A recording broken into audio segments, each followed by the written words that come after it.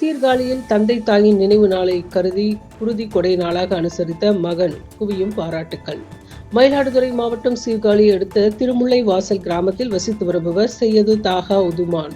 இவர் தனது தந்தை முகமது சுல்தான், தாய் உமல் பஜ்ரியா இவர்களின் 1ஆம் ஆண்டு நினைவு நாளை அனைவரும் பயன்பெறும் வகையில் நடத்த வேண்டும் என்று முடிவெடுத்துள்ளார். இதனைத் தொடர்ந்து அப்துல் கலாம் இளையோர் விழிப்புணர்வு மையம் மற்றும் சீர்காழி அரசு மருத்துவமனை இணைந்து இரத்த தான முகாமாக நடத்தியுள்ளனர். HM அமீன் தலைமையில் நடைபெற்ற இவ்விழாவில் தன்னார்வலர்கள், திருமுல்லைவாசல் ஜமாத்தார்கள் உள்ளிட்ட 100க்கும் மேற்பட்டோர் குருதி கொடை வழங்கினர்.